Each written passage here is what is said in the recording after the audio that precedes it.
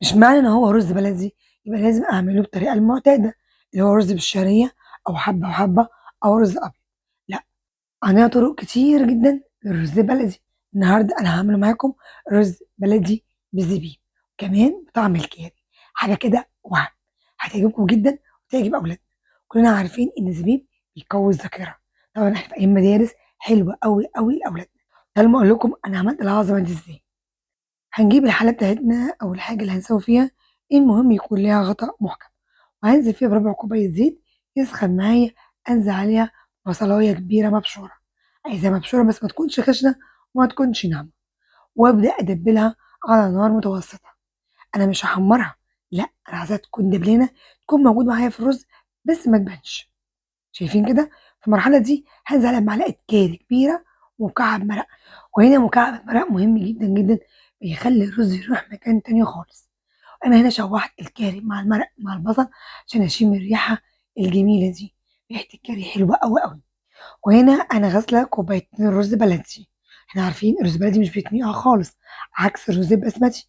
الرز البسمتي قبل ما أسويه بانقعه في المَيّة ربع ساعة، كده أنا شطفته بس وصفيته ونزلت على البصلة وأبدأ أشوحهم مع بعض لحد ما أحس إن الرز معايا اتفلفل.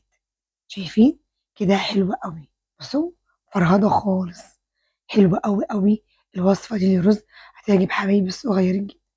طبعًا قُلنا إن الرز البلدي بياخد قدّيه سوايل، إذا كانت شوربة أو مَيّة، يعني أنا عندي كوبايتين رز أخدت كوبايتين مَيّة، ولازم تكون معايا المَيّة مغلية.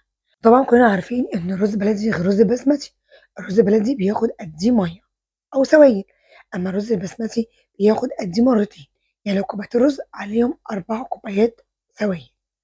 هنا التكة بقى المهمة، سر رز الريزو، هي معلقتين صوص الباربيكيو، ما عنديش هاعمل إيه، هاحط معلقة كاتشب كبيرة تخلّي الرز يروح مكان تاني خالص. وأنتم عايزين تقنعوني إن المطاعم بتقدّم مع المشويات رز ريزو بالرز البسمتي؟ لأ طبعًا، النهارده الرز البسمتي عدّى جدًا وغالي جدًا، ليه وإحنا نقدر نعمله برز بلدي ويبقى كمان خفيف وسهل وبسيط واقتصادي.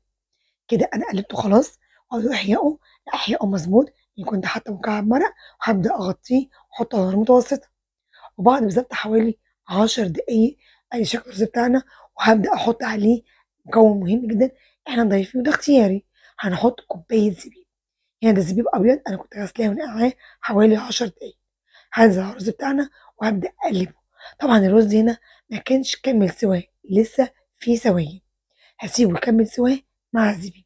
بس الأول هابدأ أوزّع الزبيب على كمية الرز بتاعتنا، صدقوني الريحة خطيرة، ولادنا هيحبوه جدًا، هيعتبروها كوجبة أساسية، وكمان ممكن تضيفي عليها قطع من الفراخ، تمام، وتقدّميها مع مشويات. طبعًا إحنا بنحط الزبيب ليه؟ علشان الزبيب كلنا عارفين بيقوي الذاكرة، وإحنا ولادنا داخلين على مدارس وعايزين يقووا ذاكرتهم بحاجات طبيعية وأكلات مفيدة. تمام، كده أنا قلّبته، طبعًا كده خلاص لسه في نسبة سوائل، هابدأ إن أنا أغطّيه وأحطّه على نار هادية جدًا، طبعًا هاسيبه حوالي 5 دقايق، وطبعًا قُلنا لازم تكون الحلة ليها غطا محكم، لإن البخار هو اللي هيسوي الزبيب، سيبه كده 5 دقايق ونرجع له تاني، وبعد حوالي 7 دقايق بالضبط، طبعًا كده بدأ يستوي معايا خلاص، فلفل معايا بُصّوا بقى حلو جدًا، الريحة يا جماعة مش قادرة أقول لكم خطيرة، وطعمه مش قادرة أوصف لكم، وباين على شكله. تعالوا مع بعض نقدّمه.